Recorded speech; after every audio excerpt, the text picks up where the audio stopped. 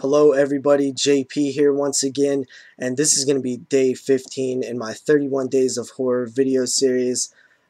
Tonight I'm watching a film that's, kind of newer. It's, from 2012, and the film is VHS. The film is a anthology found footage style film, I think, from watching the trailer a while back. I think that's what I remember it was, which if it's an anthology, that's a plus already in my book. I absolutely love anthologies. I think they're great, really fun. I usually like all of them that I see. Found footage, I'm not, it's kind of just whatever. I like some of the films, I don't like some of the films. I'm not like a huge fan of it, but I don't hate it either. It's just whatever to me. Other than that, I don't know much about the film. Ty West, actually, so I do know that Ty West has something to do with it. I think he directed a segment, or so. Yeah, that's cool that he's has something to do with it. Other than that, though, that's really all I know. I mean, I watched the one trailer when it debuted back whenever. I didn't really watch people's reviews or I didn't read a lot about it. Same reason as Cabin in the Woods. I try to go into movies knowing as little as possible, and I really just try to watch the movie without a lot of hype and form my opinion on the movie itself and not so much what somebody else said. With that said, though, I did hear a little bit of buzz about it. For the most part, I think people are liking it. But that's about it. I didn't really hear much, look into much else other than that. And I'm excited to check it out. It should be cool. Like I said, I like anthologies. And I'll see you guys after I watch it.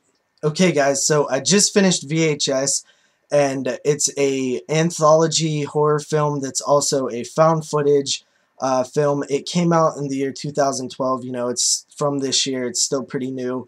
The main story, the kind of wraparound story, the story that holds all the other segments together, is titled Tape 56, and it follows a group of misfit criminals who go around vandalizing stuff and make money doing illegal things, and they basically get a job where somebody wants them to break into a house, steal a VHS tape. I think that they mentioned somewhere in the story that the person wanted to use it for blackmail or something, but that doesn't really matter. So they get to this house, they break in, they find VHS tapes everywhere, so they start playing them in the VCR, and that's pretty much where this each segment comes in through the tapes that they find. I thought that the main story could have been a little bit stronger. I was pretty into it. I was wanting to see where it was going to go, how it was going to end, and I was a little bit disappointed with the way they chose to end it. I think if they could have, made the ending of that story a little bit stronger, the whole movie would have been up a few notches. But anyway, that's just the main story. Some anthologies don't even use them, so it was cool that they even linked it together, and they kind of did it in a cool way with the VHS tapes and stuff. So that's kind of cool. Okay, so moving on to the actual, each segment. I'm not going to explain too much about each one just because I don't want to spoil anything. I'll keep it brief. The first one, not counting the main story, is called Amateur Night. And it follows a group of friends who are, partiers, who are, out for the weekend or whatever, maybe some college kids, as they go to different bars and try and pick up chicks, I guess, and they run into a kind of strange girl that you get a weird vibe from right away, and I'm going to end it at that. Now, the cool thing that I liked about this story was the way that they filmed it. They didn't have a handheld camera. They had a pair of spy glasses or whatever with a hidden camera in the center of the glasses. So the guys wearing them out, they're basically, want to film their adventures with the girls that they pick up. So I thought that was pretty smart of an idea, because the main problem with found footage films sometimes is you get the character and they're holding the camera, and sometimes in your head you just want to tell them to drop the camera and get going, get out of there. but with the eyeglasses camera, it doesn't make it necessary. You know, the character forgets that they're even recording, so there's no time that it's really necessary to, you know, stop filming. So it's like the character forgets that he's even wearing them. So I thought that that definitely helped this story. You know, it made it seem, like, I guess, a little bit more realistic. This was definitely my favorite story out of the anthology. I think the you know, all around just really well made. The acting felt natural. The, you know, effects were good. Some good gore, nudity, all the good stuff. Definitely a solid segment. My favorite. The second story is called Second Honeymoon.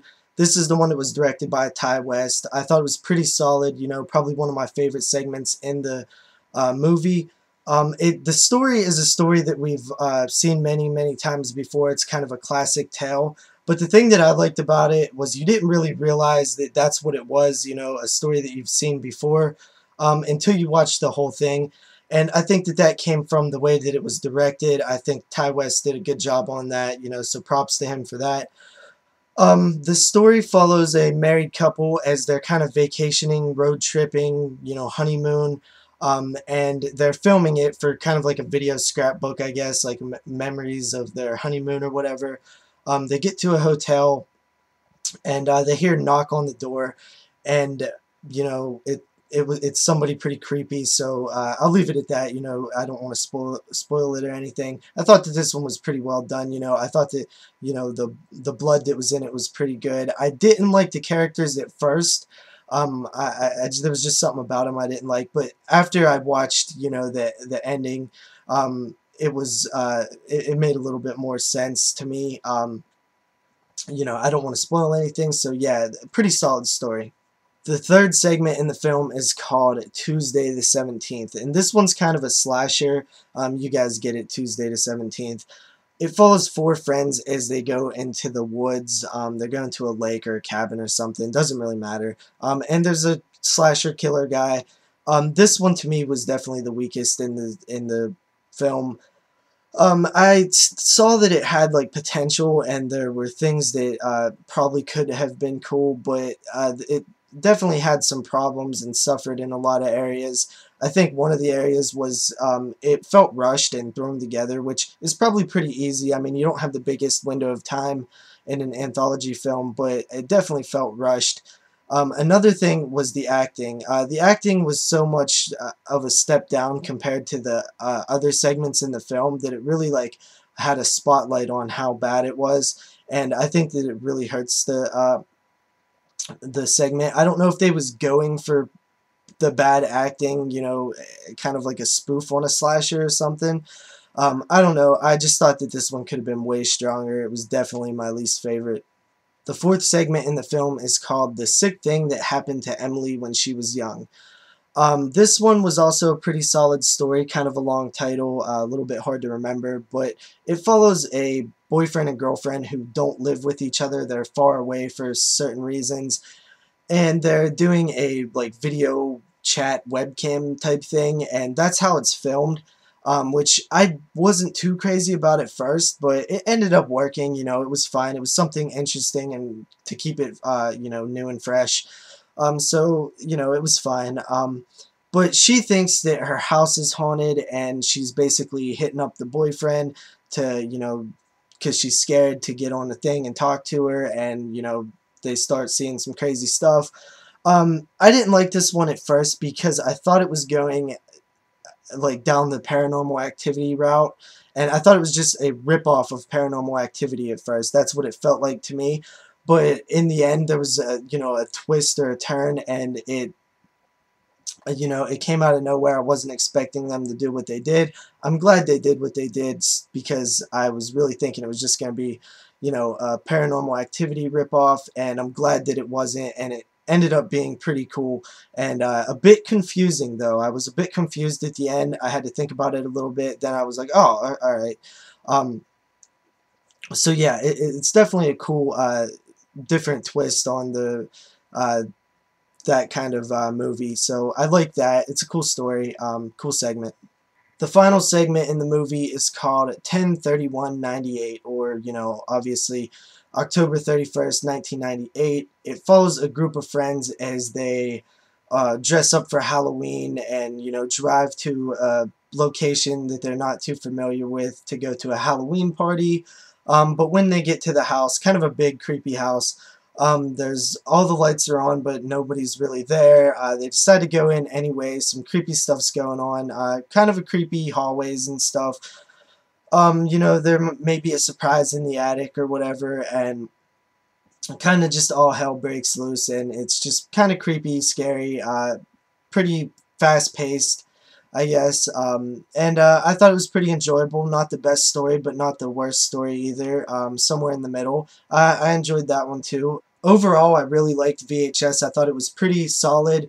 I think that the found footage style and the anthology kind of worked well together, at least the way they did it. I maybe wouldn't mind seeing some sequels or something, maybe with some other directors or whatever. I think it could be a cool little series. If you like found footage films and you like anthology films, this is definitely one to check out. It's like the perfect movie for you. And if you just like anthologies and not so much found footage, I still think it's worth checking out. It's a pretty solid movie. It had, lots of violence and gore, and the effects were good. It had some boobs and nudity. It was pretty creepy at times. There was some scary scenes and stuff, some cool twists. All these stories that was in it have been done before, but I think they put like a cool twist or a different spin on classic stories that we know. So I like that about it. Overall, I'd probably give it a 4 out of 5. It's a pretty solid movie. It's definitely worth checking out. I had a lot of fun with it, and I think a lot of people would like this one. So check it out.